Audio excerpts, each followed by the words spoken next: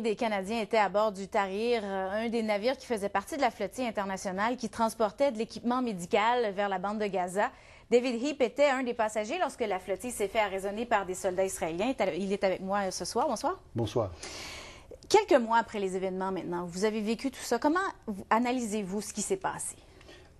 Pour nous, c'était encore une fois l'État Israël qui agit de façon illégale pour empêcher tout mouvement vers la bande de Gaza ou même en sortant de la bande de Gaza.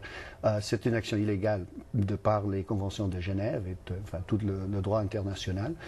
Donc nous sommes une des vagues qui continue vers la libération de Gaza. Ce n'est pas la fin de l'histoire, ce n'est pas le début de l'histoire, c'est la continue.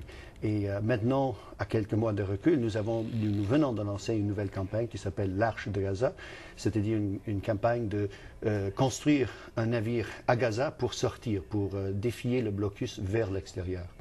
Vous êtes professeur de français, professeur de linguistique. Voilà. Pourquoi vous lancez-vous dans ce genre de projet-là? Eh bien, c'est la solidarité humaine. C'est un peuple qui est oublié, les Palestiniens de Gaza, qui sont oubliés par les États du monde, par les gouvernements du monde. Il ne leur reste que la solidarité humaine avec les organisations de société civile comme nous, comme les organismes de la paix, les groupes communautaires, les syndicats, sont tout ce qui reste. Et ils savent très bien qu'ils ne peuvent pas dépendre des États, donc ils dépendent de nous, de la société civile. C'est un sujet toujours délicat. Peu importe les mots qu'on utilise, on est soit pour l'un, soit pour l'autre, très critiqué. 64 ans plus tard, qu'est-ce qui fait que vous prenez cette voie-là, particulièrement par les flottilles, et en décidant de dire qu'Israël mène des campagnes criminelles, d'après ce que vous dites là? À 64 ans, ça reste illégal, ça reste une occupation illégale, mais surtout que, comme Canadiens, on a une responsabilité historique. Les Canadiens ont été très impliqués au niveau diplomatique en 1948, lors de la création de l'État d'Israël, et le gouvernement actuel de M. Harper est le gouvernement le plus pro-zioniste du monde. Même plus pro-zioniste que le gouvernement de Washington. Donc, comme société civile canadienne, nous avons une responsabilité de montrer aux Palestiniens de toute la Palestine, et notamment les Palestiniens de Gaza, que nous sommes avec eux et que nous ne lâcherons pas prise jusqu'à voir qu'ils puissent se libérer. Vous avez dit tout à l'heure, c'est par solidarité humaine. Qu'est-ce qui vous a mené là, vous, au début? Quel est votre lien avec ce conflit-là? J'ai un lien comme tout être humain avec mes frères et mes sœurs de Gazaouis, les Palestiniens de Gaza. Je milite depuis très longtemps dans le mouvement pour la paix et je trouve que ce conflit-là est particulièrement persistant, disons, dans les conflits du monde. C'est une occupation qui dure bien trop longtemps et, comme j'ai dit, c'est une occupation pour laquelle nous portons une responsabilité particulière comme Canadiens. L'Arche de Gaza, dont vous avez parlé, qu'est-ce que ce sera, ce projet-là? Ce sera un autre navire des mêmes dimensions que le dernier, le Tahrir, qui est d'une 25 mètres, probablement un ancien bateau de la pêche, parce que la pêche côtière ne marche plus, parce que les pêcheurs palestiniens ne peuvent pas se rendre plus de 2 ou 3 000 nautiques dans leur propre côte, dans leurs propres eaux territoriales. Donc il y a un certain nombre de bateaux désœuvrés, disons, de la pêche palestinienne.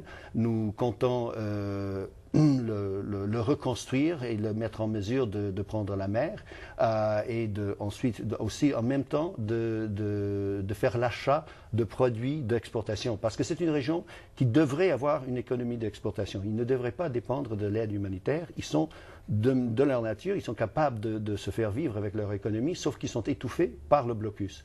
Donc nous sommes là pour construire un bateau, mais beaucoup plus construire l'espoir, pour aider à construire l'espoir pour les Palestiniens de Gaza et leur dire nous avons confiance en vous, nous affirmons que vous pouvez construire votre propre avenir si vous avez seulement le droit de mobilité que devrait être garanti pour tous les êtres humains. Vous croyez donc qu'il y a de l'espoir dans ce conflit-là, qu'un jour il pourra être réglé? Évidemment. Si je suis là, c'est que je suis optimiste, mais il faut persister. Il faut être là avec eux aussi longtemps que ça prendra. Est-ce que cet espoir-là passe forcément par l'aide internationale ou il peut, comme vous dites, eux, se prendre en charge leur avenir? Évidemment, c'est avec eux, c'est pas à leur place, c'est avec eux qu'on prend ces démarches-là. Nos partenaires dans cela, ce ne sont pas les États, ce sont les organisations de la société civile palestinienne de Gaza. Donc, ce sont des organisations gazaouis qui sont nos partenaires dans cela. C'est pas quelque chose.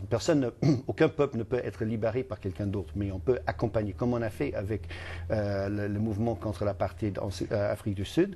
La solidarité internationale peut accompagner un peuple à la recherche de leur propre libération. Et ce n'est pas seulement nous au Canada, mais les sociétés civiles dans beaucoup de pays au monde qui sont solidaires de cette campagne-là. Est-ce que vous parliez un petit peu de politique du côté canadien où le Canada est pro-israélien? Est-ce que l'État canadien, le gouvernement actuel, le dernier sondage qu'il y a eu, c'est que le peuple canadien ne l'est pas. Le peuple canadien a une impression très négative de l'Israël, presque aussi négative que le Corée du Nord ou la Syrie, en fait, dans des sondages tout récents par la BBC.